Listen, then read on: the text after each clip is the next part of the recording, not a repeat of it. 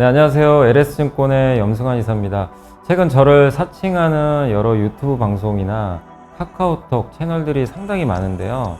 저는 이제 LS증권과 함께하고 있는 이 연불리와 함께 채널에서 공식적으로 방송을 좀 하고 있고, 저를 사칭하거나 돈을 달라고 한다거나 리딩을 원하거나 이런 것들은 다 사기일 가능성이 높기 때문에 여러분들이 각별히 주의를 하셨으면 좋겠습니다.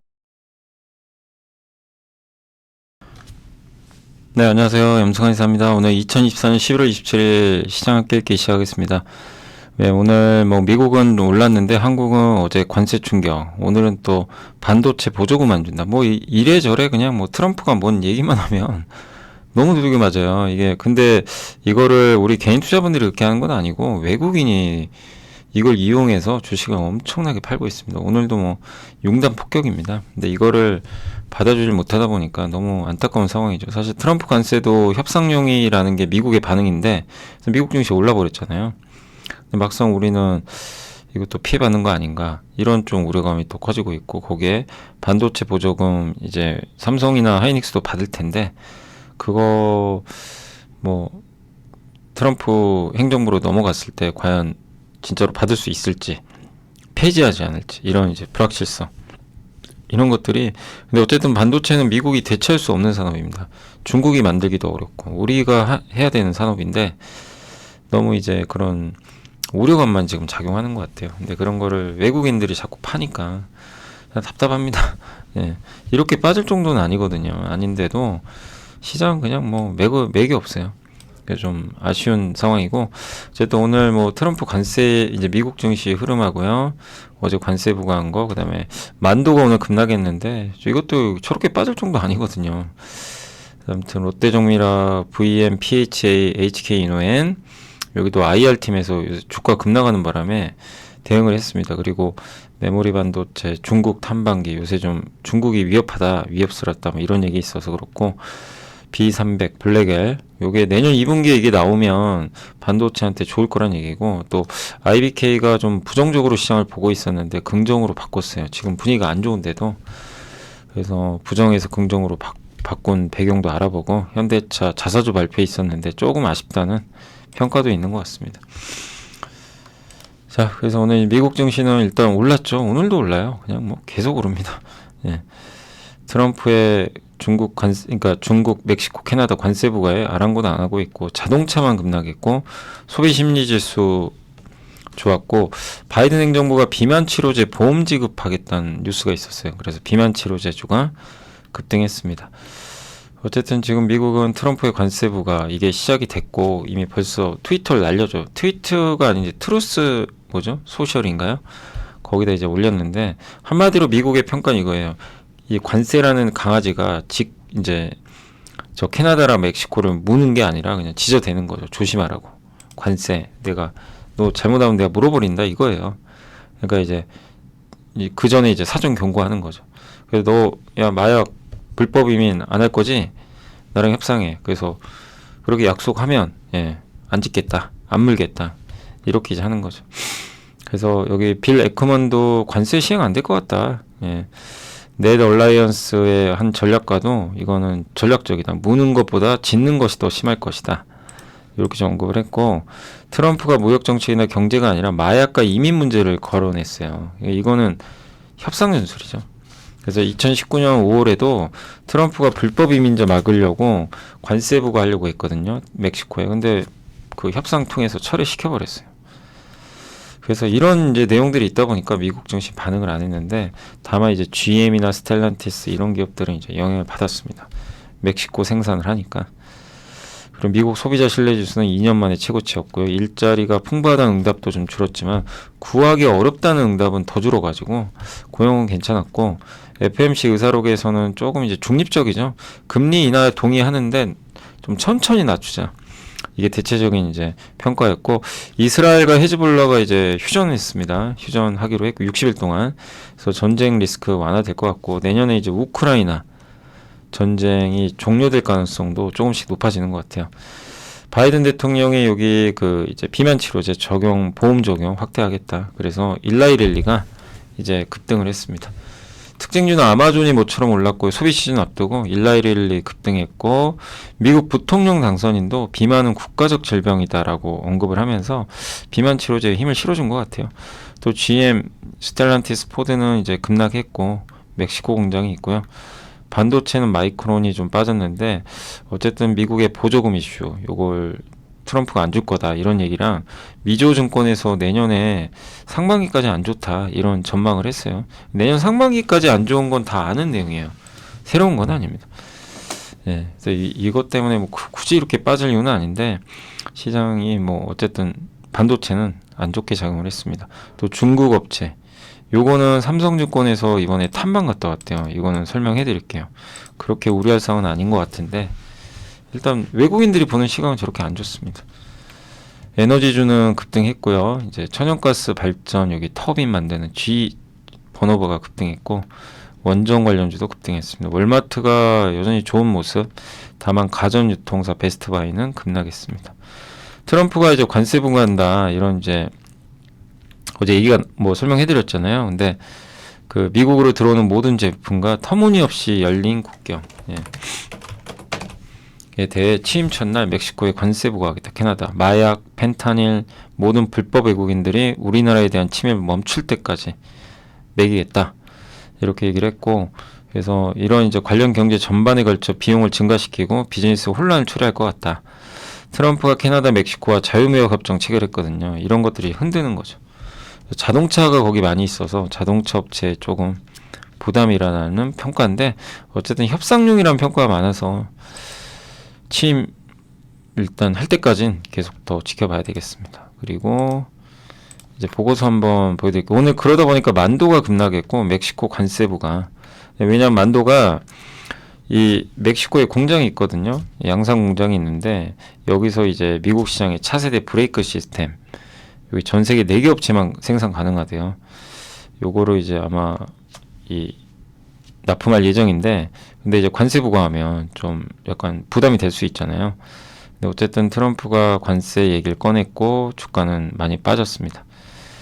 그래서 만도는 아직 확정이 아닌 상태에서 우려가 좀 과도하다 이런 내용이고 또 기존에 이런 그 계약들을 맺은 게 있나 봐요. 근데 이런 계약에 의하면 관세 부담은 모두 완성차 업체의 몫이라고 합니다.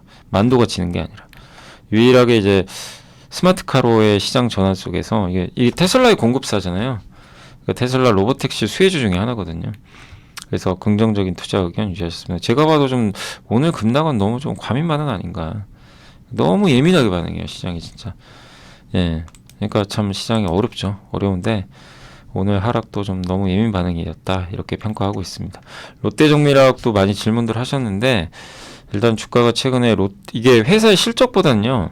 그 롯데 유동성 위기 요즘에 많이 나왔죠. 예, 그러다 보니까 롯데 케미칼이 좀 안 좋다 보니까 정밀화학도 같이 빠져버리는 상황이 연출됐고 다만 여전히 펀더멘탈 탄탄합니다. 4분기 실적 괜찮을 것 같고요. ECH가 좀 안 좋은데 이것도 이제 경쟁사들이 가동률을 좀 줄이면서 나아질 걸로 보고 있습니다. 판가 오르고 있고요. 그룹 리스크 영향은 어쨌든 좀 일부 있었지만 수년금만 4,800억 갖고 있어요. 그래서 이렇게 같이 빠지는 건 좀 과도하다. 그래서 좀 버티시는 전략이 필요할 것 같고 VM은 이제 그 반도체 식각 장비 이제 깎아내리는 장비 이거는 전 세계적으로 램 리서치 같은 기업들이 정말 잘하는데 그 국내에서는 하이닉스 그러니까 도쿄 일렉트론과 램 리서치가 세계적인 플레이어예요. 근데 이제 하이닉스에 VM도 공급을 하고 있습니다. 그래서 폴리에처, 뭐 메탈에처 이렇게 나누는데 예. 요게 좀 이 기술 공정이 좀 높은 상황인데 이걸 아마 지금 후발주자로 진입을 하는 것 같고 이 메탈에처 같은 경우는 하이닉스에 이미 납품을 하고 있는 그런 상황입니다. 어쨌든 식각 이제 필요 없는 걸 잘라내는 거죠. 예, 깎는 반도체 미세화로 중요하고 낸드도 3D화가 되면서 이 깊게 우리 한번 공부했죠. 이게 낸드는 안쪽으로 데이터 전송하는 통로를 아주 균일하게 길게 좀 끌고 내려가야 되기 때문에 극 좋은 식각 공정이 중요하죠. 그만큼 식각이 중요하다라고 보시면 되겠습니다. 그리고 옥사이드 애처가 식각 장비예요. 그래서 산화 식각 장비 시장 진입 위해 연구 개발하고 있다고 합니다. 요게 이제 잘 되면 또 굉장히 매출액을 앞으로 늘릴 수가 있겠죠. 그리고 글로벌 시각 장비 규모도 지금 153억 달러인데 전체 시장의 84%를 여기 램 리서치, 도쿄 일렉트론, 어플라이드 머티리얼즈가 과점을 하고 있습니다. VM은 어쨌든 국산화에 선두주자고 지금 아직 국산율이 낮기 때문에 앞으로 이제 더 올라갈 여지는 있지 않나. 그리고 M15X 이게 하이닉스 공장이죠. 요거 이제 가동 통해서 어쨌든 조금씩 더 매출이 늘지 않겠냐 이렇게 보고 있어서 26년을 좋게 보자. 그러니까 시간은 좀 이제 걸리겠지만 26년 이후를 본다면 상당히 좋을 것 같다. 이런 내용으로 보시면 되겠습니다. PHA는 이제 하나증권의 송선재 강민혜 연구원님이 여기에 자동차 도어 있죠. 거기 들어가는 모듈 같은 거 부품사입니다. 그래서 미국 조지아 내에 거의 공장도 있고요. 그래서 미국 법인 총 자산도 지금 굉장히 늘어나고 있고, 그래서 미국 내에 공장 갖고 있는 부품사는 트럼프 수혜주예요, 사실은. 중국이 못 들어가니까. 그리고 또 현대차 공장 옆에 또 이렇게 이제 공급들을 할 거기 때문에. 근데 주가 실적은 좋았는데 참 주가 안 갑니다. 최근에 VIP 자산 운용에서도 5% 신규 취득했으니까 좀 가치주로 보셔도 되겠고, HK노인이 좀 급락을 했죠. 이유가 뭐냐면 그 P캡이라고 있잖아요. K캡이라는 그 역류성 식도 3세대 제품. 이게 가장 이제 좋다고 알려졌는데, 이게 이제 그 미국 소화기학회에서 이런 가이드라인을 줬대요. 아직 우월성이 입증되지 않았다. P캡은. 그러니까 P캡을 만드는 회사는 다케다 제약하고 여기 HK 이노엔의 K캡 요건데, 미국엔 이미 다케다 제약계 출시가 돼 있거든요. 근데 이거 공고하지 않는데요. 이제 그러니까 뭐야 이거 우월성이 입증 안 됐다고, 그러니까 막 이제 주가가 요동치는 거죠. 근데 그 PPI 2세대 제품이에요. 이건 P캡은 3세대.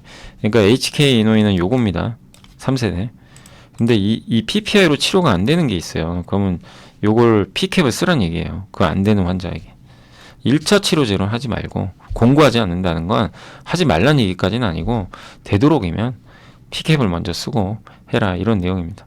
근데 이제 당사 여기 HK의 의견은 비용이다.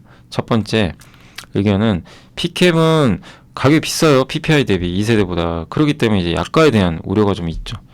보케지나 이게 다케다 제약에서 이제 그 이번에 나왔던 그건데, 아마 이 회사가 미국 유통사로 좀 알고는 있거든요. 근데 이제 여기서 보험에도 등재되고 하면서 미국에서 처방량도 늘고 있어요. 근데 어쨌든 비용 부담이 있는 건 사실이죠. 2세대보다는. 네.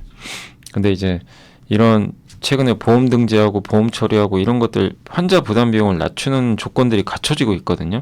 근데 소화기학회가 너무 그런 걸 고려 안 한 거 아니냐, 이런 의견이고, 장기 안정성 데이터도 일본에서 10년, 한국에서 벌써 출시된, 한국은 이미 나와 있어요. 6년 차기 때문에 수천만 건이 처방이 이루어졌는데 미국에서는 아직은 처방 데이터가 작죠. 그러니까 시간이 좀 걸릴 수 있는 부분이고, 그리고 이 아까 2세대로 치료 안 되는 환자가 꽤 많아요. 전체 인구의 20%가 여기 소화계성 궤양 환자인데 6,500만 명 중에 30%가 저 2세대가 안 들어요. 저것도 적은 숫자가 아니죠. 그럼 P캡을 그 환자들한테 처방하라는 의미잖아요. 이렇게 생각을 하면 우리가 이런 또 노이즈에 대해서 너무 이거를 그냥 불편하게만 볼 건 아닌데, 시장은 뭐 요새 알테오젠도 그렇고 뭔가 좀 안 좋은 거 나오면 그냥 엄청난 과민 반응. 그러면 주가가 막 무너져 버립니다. 너무 힘든 거예요. 들고 장기 투자하시는 분들 입장에서 정말 고민도 크고. 그래서 저도 오전에 이거 HK 이노에 물어보셔가지고 저도 이제 정확하게 내용을, 그때 당시에 이제 뭐 미국에서 이런 이슈가 있었다는 정도만 알고 있었지, 그래서 제가 좀 지켜만 보자고 했거든요. 근데 이제 지금 말씀드리고 싶은 거는 회사 IR 자료가 나왔으니까 설명해드리는 거, 이 자료가 맞다면, 이런 의견이 맞다면 너무 우려할 필요는 없다. 결국엔 이제 미국 FDA 승인을 받아야 되거든요. 내년에 아마 이제 승인 이제 신청을 할 것 같은데 아직 갈 길이 남아 있어요. 그래서 너무 우려보단 지금의 급락은 또 저는 기회가 되지 않겠냐, 노이즈가 아닌가, 그래서 오히려 기회가 아닌가, 이렇게 생각합니다. 자, 그리고 반도체 중국 탐막, 이것도 마찬가지예요. 우리가 투자하다 보면 오해가 너무 많은데, 요거의 결론은 뭐냐면 삼성증권에서 중국을 갔다 온 거예요. 중국의 CXMT가 엄청 생산해서 삼성전자 주가가 급락을 했어요. 아시죠? 경쟁자가 뛰어드니까. 그래서 디램 가격이 내년 내내 빠질 거다, 이런 우려가 있는데, 중국 CXMT는 고용량 제품을 만들 수가 없어요. 기술 수준으로는. 근데 극대화된 시장의 공포가. CXMT가 만들어서 다 팔 거다. 만든다고 다 파는 게 아니에요. 고성능 제품은 판매하기 쉽지 않습니다. 그리고 AI 시대가 이제 진입하면서 이제 낸드도 고용량 낸드, ESSD라고 하죠. 요게 이제 침투가 활발해지면서 낸드 수요도 조금 나아질 수도 있다. 그리고 트렌드포스는 HBM은 좋을 것 같다. 근데 범용 D램은 내년 내내 약할 것 같다. 이렇게 얘기를 해줬고, MLCC 직거래 재고와 대리점 재고 모두 MLCC는 재고가 괜찮대요. 근데 참 삼성전기가 주가가 안 가니까 좀 답답하고, 그리고 평균 D램 재고는 조금 높다고는 합니다. 재고를 소화하는, 그래서 어차피 내년 상반기까지는 반도체 업황 안 좋다, 이게 기본 베이스예요. 그러니까 안 좋은 거는 이제 그 주가에 영향 안 줘요. 다 아는 내용이니까. 과연 내년 하반기에 좋을 거냐 나쁠 거냐. 근데 일각에선 내년 하반기도 별 볼 일 없다, 아니다 좋아진다, 이렇게 좀 갈리거든요. 거기에 따라서 내년 상반기 주가, 내년 하반기 좋다는 인식이 확산되면 내년 상반기는 업황이 꺾여도 주가는 올라가요. 그게 이제 중요하죠. 그래서 이제 중요한 게 범용 HBM 괜찮으니까 일반적인 전통 반도체 괜찮을까. 근데 중국의 CXMT는 주요 제품의 밀도가 12기가인데 16기가까지 올려야 돼요. 이거를 예전 기술 수준으로는 할 수 있는데, 이 새로운 16기가는 이 원Z라는 공정을 써야 되거든요. 이거는 아직 할 수가 없어요. 장비를 좋은 걸 써야 돼요. 근데 트럼프가 또 중국의 CXMT 규제할 수도 있고, 그렇기 때문에 난이도 높은 거를 만들 수는 없습니다. 아니, 장비가 있어야 만들죠. EUV도 못하는데. 그죠? 그래서 증산이 모두, 근데 마치 시장은 이게 만들면 다 팔린다는 생각을 하고 있는 것 같아요. 그러니까 그건 좀 너무 과했다. 그리고 삼성이 이번에 자사주 10조 했죠. 자본 지출 줄이겠다는 얘기예요. 이것도 D램의 공급을 줄여주는 역할을 하니까 긍정적인 거죠. 그러니까 너무 부정적으로만 보실 필요는 없다. 오늘 주가 빠졌다고요. 또 스마트폰 시장에서 애플과 화웨이의 환상은 좀 식어가고 있대요. 폴더블 스마트폰 판매도 안 좋다고 합니다. 다만 이제 애플이 26년에 출시할 가능성이 높아서 내년 하반기에는 애플 관련주도 좀 부상할 수 있다. 이렇게 보시고, 블랙엘입니다. B300은 블랙엘 울트라입니다. 아주 고사양 제품인데 요게 내년 2분기에 나올 거래요. 나오면 D램 여기 탑재 용량이 이렇게 증가해요. 50%. 12단짜리입니다. 네. 그래서 이걸 삼성도 납품을 해준다면 모멘텀이 되겠죠. 근데 저거에 수요가 많으면 저거 생산하느라고 아까 방금 말씀드린 범용 D램을 생산을 줄여요. 그럼 자동적으로 지출이 주니까 범용 D램도 예상보다 좋을 수도 있죠. 근데 이런 거는 반영을 안 해요. 지금 시장은 안 좋은 것만 반영해요. 그러니까 정말 답답한 거죠. 그래서 이런 이제 B300이 내년에 잘 된다면 또 좋은 모멘텀 나올 수 있으니까 이건 한번 우리가 지켜봐야 될 것 같고, 그리고 그래서 반도체를 너무 비관적으로 보지 마시고, 아까도 소부장 기업들 많이 물어보셨는데 지금은 오히려 기회다라고 판단하고 있습니다. 자, 내년 시장 전망은 원래 IBK가 좀 부정적으로 봤는데 긍정으로 바꿔버렸어요. 예, 그러니까 지금 2,800까지는 뭐 갈 수 있다 이렇게 보고 있는 것 같고, 왜냐하면 이미 조정을 받았대요. 한마디로 선반영. 예, 그러니까 불확실한 건 맞아요. 내년에 어떻게 될지 몰라요. 트럼프 때문에. 미국이 우선이고, 그죠? 예. 근데 관세 인상을 과격하게 하기 어렵죠. 왜냐면 물가 올리는 정책인데. 트럼프의 협상 카드예요.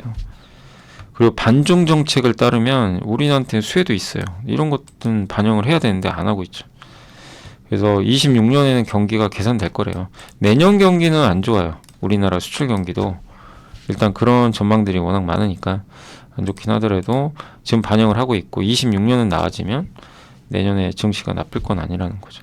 그리고 트럼프 관련된 것도 이미 상당 부분 반영됐고, 밸류도 지금 역대급으로 났거든요. 그래서 대선 이후로 한국이 3, 6, 12개월 등락률 기준으로는 하락한 사례가 없었는데 뭐 이번에 어떻게 될지 모르죠. 그래서 우리나라는 늘 위기상을 돌파해온 지혜와 저력이 있기 때문에 지금은 비관만 지나치죠. 근데 이 비관이 누가 비관하고 있어요? 외국인들 생각이 바뀌어야 되는데 그게 좀 어려운 것 같습니다. 일단 우리라도 기회를 찾자, 이렇게 좀 보시면 되겠고, 현대차가 자사주 매입 발표를 했는데 1조 원인데 7천억만 하는 거예요. 30%는 직원들한테 보상료. 그래서 요게 자사주 매입 소각하면 15.9% 주주들한테 환원해 주는 거거든요. 전체 이익에서. 그래서 현대차 배당 성향이 25나 되니까 25. 내년부터 시행될 TSR이 35니까 조금 미달한다. 근데 이거는 특별 보너스 개념이니까 저는 뭐 너무 부정적으로 볼 필요 없다고 생각. 좀 아쉽다는 표현인데 이번에 인도 법인 IPO한 거 가지고 주는 거잖아요. 그래서 어쨌든 보너스 개념이고 뭐 더 많이 주면 좋죠. 4.4조니까 4.4 그 이번에 받은 게 4조 원인가요? 아마 그렇죠. 그러니까 그 맞죠? 4.4조일 거예요. 그 인도 법인. 그러니까 더 많이 주면 물론 좋지만 일단은 줬고 단계적으로 또 지급할 수도 있는 거니까. 그래서 너무 많은 걸 이제 이 정도는 줘야 되는 거 아닌가 좀 생각했던 분들한테 실망스러울 수 있지만 이건 이제 보너스 개념이고 어쨌든 이제 7천억 정도는 돌려준다고 합니다. 그리고 우선주보다는 본주에 조금 더 비중이 높아진 것 같다는 그런 평가니까 그래서 아쉬울 수는 있지만 어쨌든 좀 보너스 개념으로 보시면 좋을 것 같습니다. 자, 그리고 어제 이제 내부자 매수는 OCI가 내부자 매수가 하나 있었고요. 장내 매수가 하나 있었고 현대미포는 피델리티 자산운용에서 미국의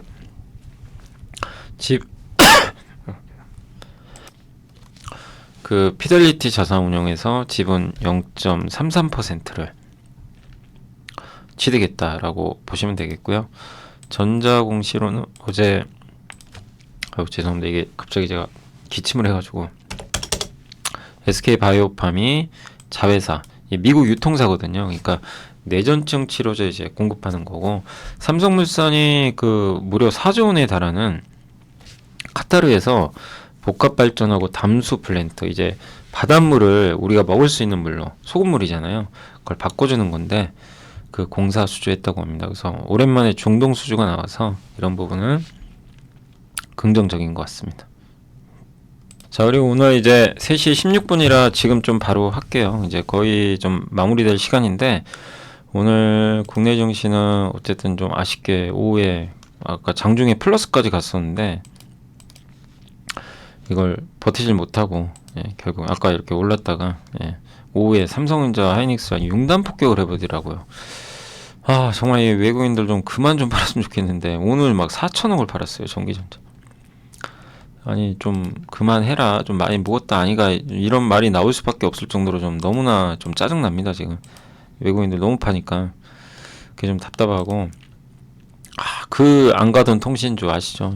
배당도 많이 주고 그래서 통신주를 장기간 모아오셨던 분들은 뭐 기분 좋으시죠. 이제 배당도 노릴 수 있고 주가까지 요즘에 급등하다 보니까 그래서 뭐 통신 3사가 다 밸류업도 있고요. 그래서 많이 갔고 요즘에 네이버 좋죠. 아까 제가 어느 분들이 네이버 또 물어보셔가지고 네이버는 저는 AI 부분에서 우리나라의 하이퍼클러버 X라는 국가 전략 자산을 갖고 있는 거예요. 생성형 AI는 전 세계에서 몇 군데 없어요. 주로 미국. 근데 우리나라도 네이버가 그걸 하고 있잖아요. 그러니까 이거 안보 관점에서 보면 굉장히 중요한 이슈거든요. 근데 그런 얘기는 이제 아무도 없죠. 그러니까 정부 차원에서도 저는 이런 네이버 같은 기업들, 이런 AI 모델 갖고 있는 기업들은 적극적으로 좀 이렇게 지원도 해주고, 왜냐면 우리나라만의 자체 AI 모델이 있어야 돼요. 이건 사실 AI 지금 전쟁이기 때문에 저는 상당히 중요합니다.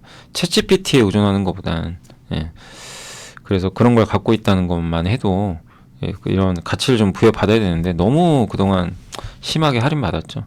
근데 오늘은 이제 주가 올라가는 것 같고요. 조선주는 뭐 HAJ-중공 혼자만 가는 것 같습니다.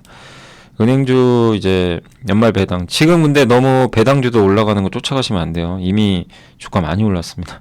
그래서 좀 뒤늦을 수 있으니까 주의하시고, 엔터주 요새 아주 난리가 아니죠. 급등하고 있고, 뭐 미용기기는 오늘 오랜만에 좀 반등을 한 것 같습니다. 골프, 비료, 뭐 공작기계, 여행주 좀 올라갔고, 반면에 오늘은 뭐 반도체는 추풍 낙엽입니다. 이게 참 이렇게 외국인들이 이렇게 팔지, 왜 이렇게 파는지 모르겠어요. 좀 답답합니다. MLCC도 뭐 빠질 수밖에 없죠. 저렇게 반도체 빠지면 같이 빠지고, 2차전지 장비사들 좀 안 좋고요. 유리기판도 빠지고, 또 아이폰 관련주도 지금 뭐 버티질 못하고 있습니다. 그러니까 IT는 오늘 다 빠져버렸어요. 그게 조금 이제 아쉬운 오늘 장세의 특징이고, 오늘 일단 삼성전자 하이닉스가 많이 빠졌고요. 기아 뭐 아시죠? 공장 있잖아요.